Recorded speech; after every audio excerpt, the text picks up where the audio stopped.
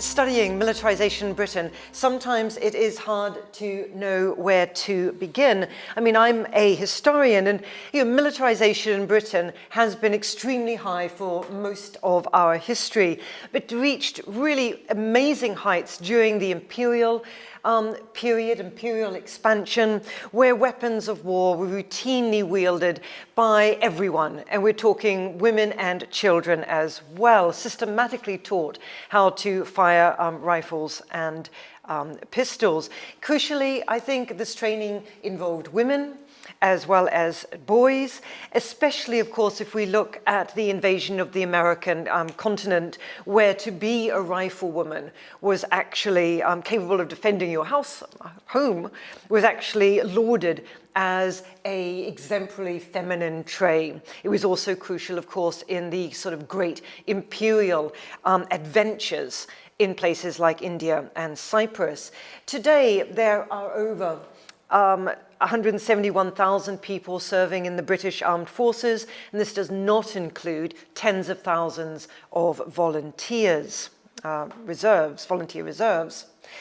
Indeed, UK has the fourth largest military expenditure in the world. It's got an expenditure of around 60 billion. This may sound shocking, it was shocking to me, but actually, if militarization only refers to the amount of money spent on military goods and services and the number of people involved in the enterprise, I think it would be, in fact, relatively insignificant.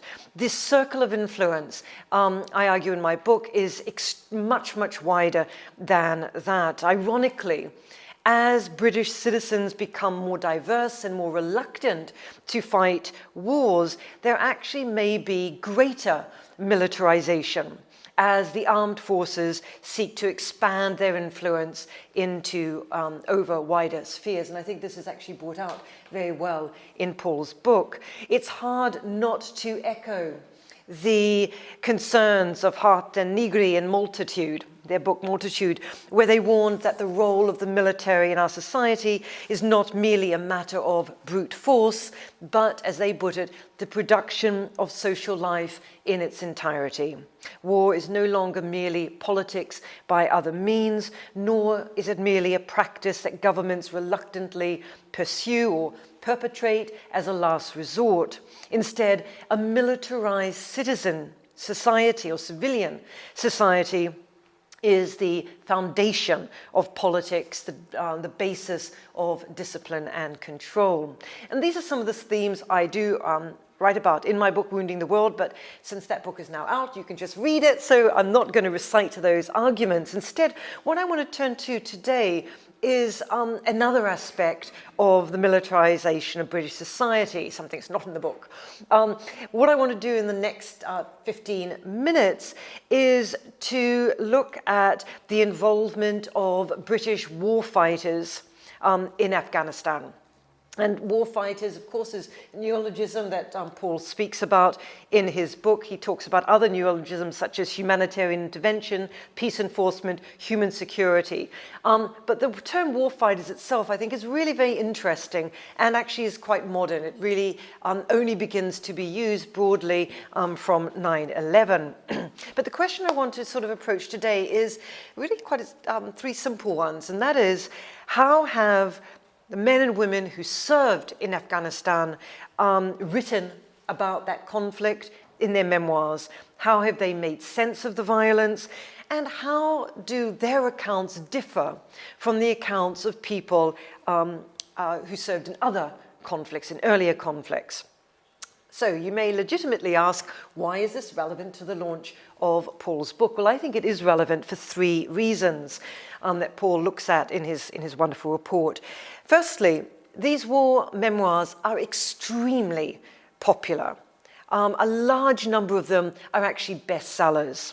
They are a crucial medium through which British citizens learn about our wars and the so-called glamour of warfighters. Second, they are a reminder of the seduction of war in many people's imaginary. As Paul argues in his book, we really do need to be, in his words, concerned at the promotion of militarization through forms of popular culture. Militarism, he maintains, is deeply embedded in British culture through a long history of involvement in war, including recent ones such as the one in Afghanistan.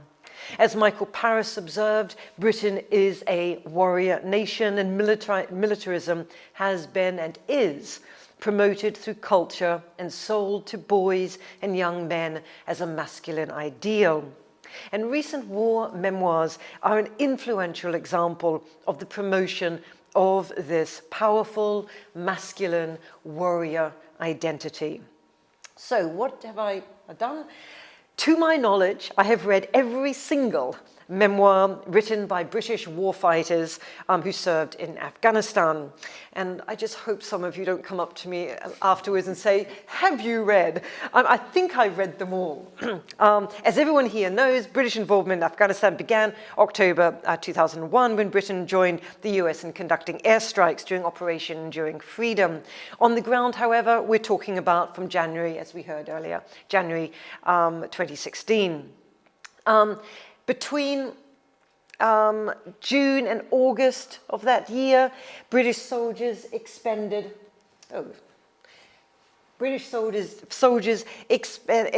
around 450,000 rounds of small arms fire and 750 mortar rounds in just under 500 individual engagements with the enemy. And Paul quoted John Reed saying he hoped that not a single shot would be fired. During the 13 years of the campaign, 9,500 British troops served in 137 bases in the Helmand province. 453 were killed. During the entire campaign in Afghanistan, it's estimated that 92,000 Afghans were killed, 26,000 of whom were civilians. These are the lowest estimates. They go much higher than that in some accounts. Nearly 100,000 more Afghan people were wounded. And British involvement ended in October 2014 when the Union Jack was lowered at Camp Bastion. So what do these memoirs tell us, these highly popular memoirs tell us? And I'm going to have to apologize, there's some rude language coming up. Let me just tell you, it's not me, it's them. Now, firstly, these memoirs actually share a huge amount in common. Nearly all of them are prefaced with maps of Afghanistan, especially the Helmand province, as well as sketches of the main operations and the layout of bases. Most include glossaries, or as one put it, lists on how to speak bootneck, as if to impress upon readers their status as kind of set apart from civilian society. All introduce photographic snapshots of themselves and their comrades. And these photographic mementos are really interesting. They're highly individualized. They show everyday life at base camp and beyond, with a strong emphasis on adventure, camaraderie, tomfoolery. Unlike previous war memoirs, which I've written quite a lot about, which were much more reticent about exposing private lives, these ones are totally unembarrassed about the minutiae of everyday life, including nudity, sexual intercourse, defecation, and AIDS. That is, Apache-induced divorce syndrome. Private lives, in other words, in these memoirs are made very, very public. Stylistically, they're all written in a very active style, or what is called combat Gothic. They employ the first person, and their texts are strewn with direct speech, staccato sentences, unusual juxtapositions, colloquial vernacular, and robust slang. Like memoir writers from the two world wars, these writers routinely claim that the process of writing was an attempt to come to terms with their experiences of extreme violence. Okay? identical to the First and Second World War memoirs writers. But unlike these, the war memoirs from those two world wars, memoirs written in the context of the so-called new military of the 21st century praise rather than abhor the industrial might of the preeminent military powers. Every author is captivated by the technological sophistication of Allied forces, and they often devote a significant proportion of their text to gloating over their units' technical wizardry.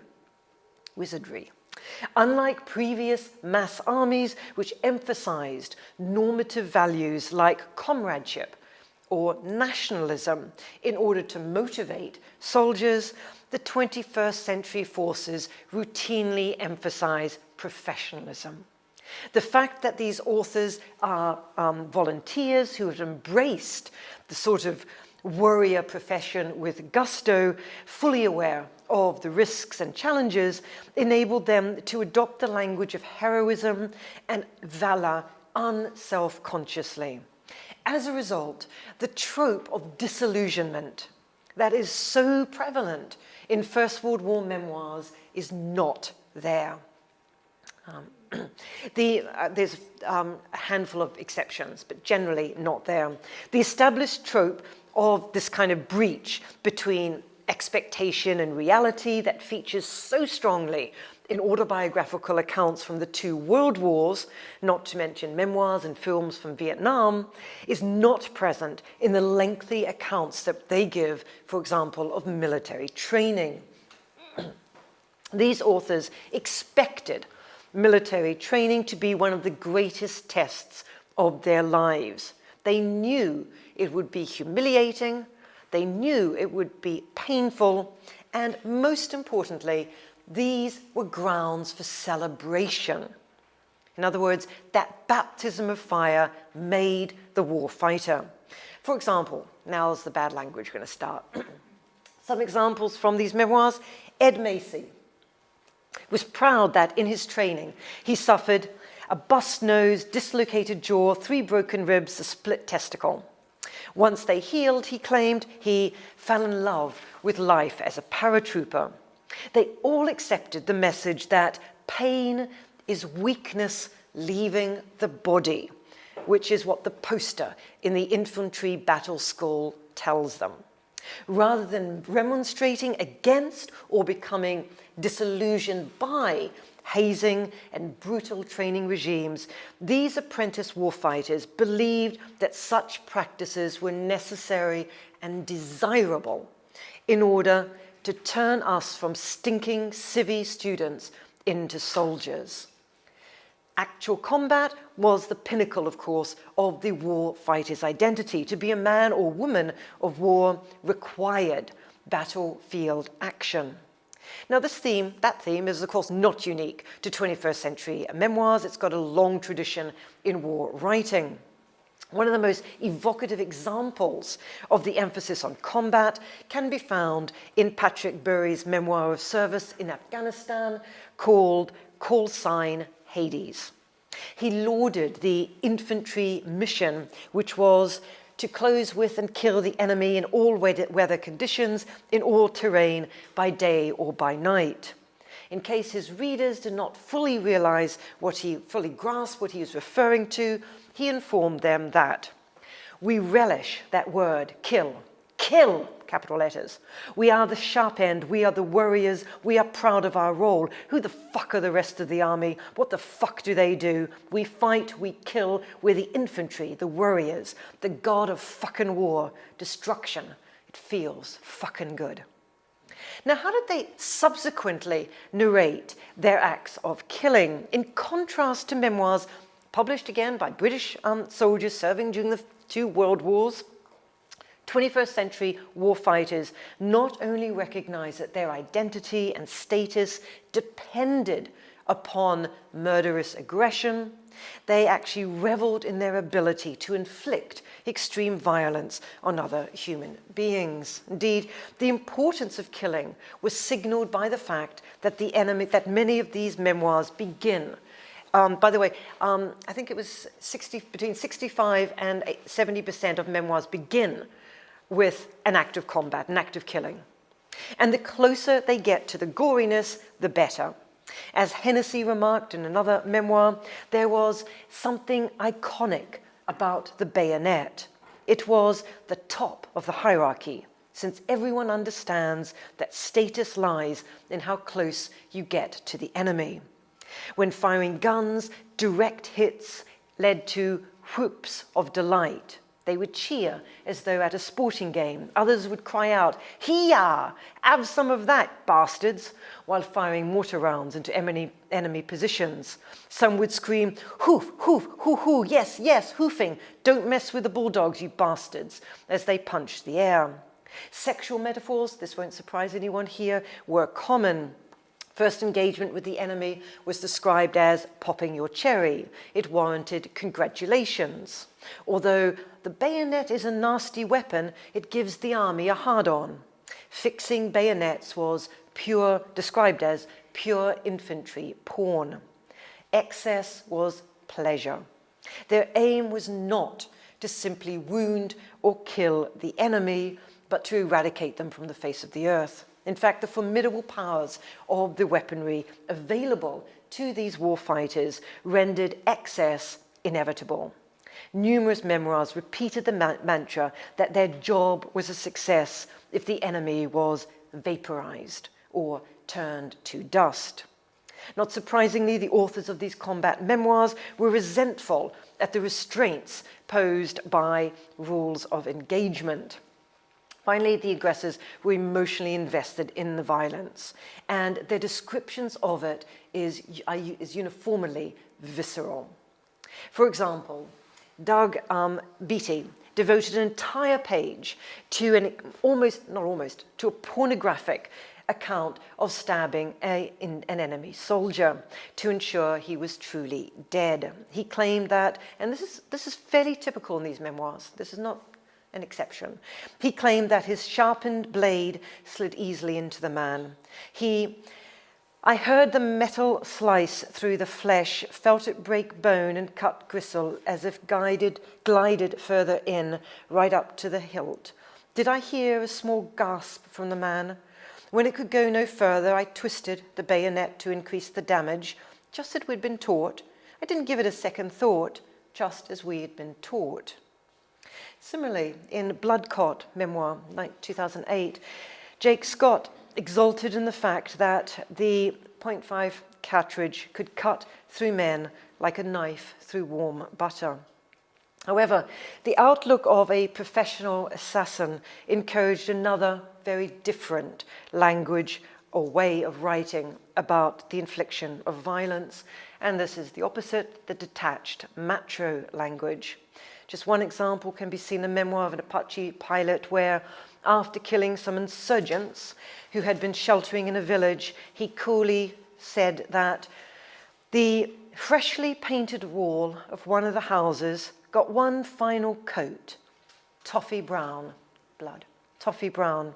But on the flip side, the washing was still clean. To conclude, combat memoirs are an example of what Samuel Hines called the soldier's tale. These soldiers' tales were, of course, predominantly male and heterosexual.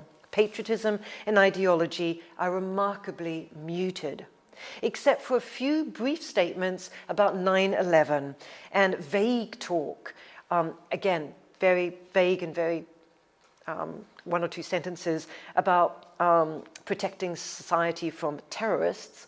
There is remarkably little about the why of combat and a great deal about the how. This makes it difficult to see these memoirs as bearing witness to the horrors of war.